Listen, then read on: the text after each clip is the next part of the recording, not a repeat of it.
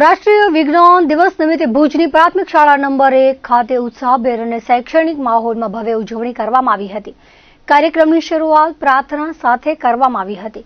ત્યારબાદ રાષ્ટ્રીય વિજ્ઞાન દિવસનું મહત્વ સમજાવવામાં આવ્યું હતું।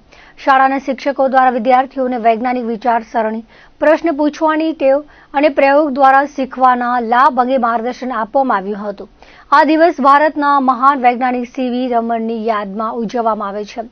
વિદ્યાર્થીઓને તેમના જીવન અને વૈજ્ઞાનિક યોગદાન વિશે માહિતી આપવામાં આવી હતી। વિદ્યાર્થીઓ દ્વારા સરળ વૈજ્ઞાનિક પ્રયોગો, વિજ્ઞાન આધારિત મોડેલ પ્રદર્શન, પોસ્ટર પ્રદર્શન તેમજ ટૂંકા ભાષણો રજૂ કરવામાં આવ્યા હતા। હવા, પાણી, પ્રકાશ, ચુંબક અને વીજળી જેવા વિષયો પર કરાયેલા પ્રયોગો આકર્ષણનું કેન્દ્ર રહ્યા હતા। સમગ્ર કાર્યક્રમ દરમિયાન વિદ્યાર્થીઓમાં આત્મવિશ્વાસ, ઉત્સુકતા અને સર્જનાત્મકતા દેખાઈ હતી।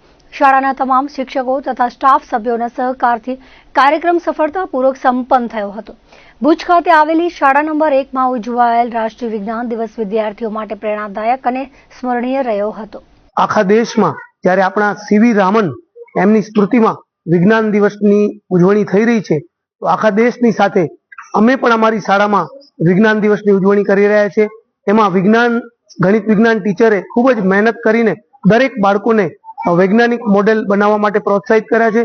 બહુ મોટી સંખ્યામાં અમારા બાળકો વિજ્ઞાનના પ્રયોગો, વિજ્ઞાનના નાના નાના સંશોધનો અને રોજિંદા જીવનમાં વિજ્ઞાન એ બધું લઈને આવ્યા છે। એ માટે ખરેખર બાળકોમાં ખૂબ જ વિજ્ઞાન પ્રત્યે જાગૃતિ છે અને અમારો આ હેતુ એ છે કે સમાજમાં આપણા રોજિંદા જીવનમાં વિજ્ઞાન ક્યાં છે અને વિજ્ઞાન અને ટેકનોલોજીનો સદુપયોગ કઈ રીતે થઈ શકે એ માટે અમે પ્રયત્ન કર્યા છે। ખૂબ જ મોટી સંખ્યામાં અમારા બાળકો વિજ્ઞાન મેળામાં ભાગ લીધેલ છે। દરેક બાળક વૈજ્ઞાનિક વલણ, વૈજ્ઞાનિક દ્રષ્ટિકોણ કેળવે એવી શુભેચ્છા। આજે અમારી શાળામાં વિજ્ઞાન દિવસની ઉજવણી થઈ રહી છે। અહીંયા બધા જ વિદ્યાર્થીઓએ ઘણા બધા પ્રયોગો કર્યા છે, વિજ્ઞાનની કૃતિઓ દર્શાવી છે, જેમાં 6, 7 અને 8 ના વિદ્યાર્થીઓએ પ્રયોગો બનાવ્યા છે।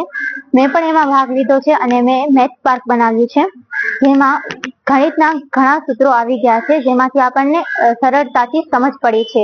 વિદ્યાર્થીઓ બધા ખૂબ જ ઉત્સાહિત છે અને લગભગ સુધીના બધા જ વિદ્યાર્થીઓએ અહીંયા કૃતિઓ દર્શાવી છે અને પ્રોજેક્ટ બનાવ્યા છે। ભણવામાં જે આવે છે એના પરથી બધાએ બનાવી છે કૃતિઓ।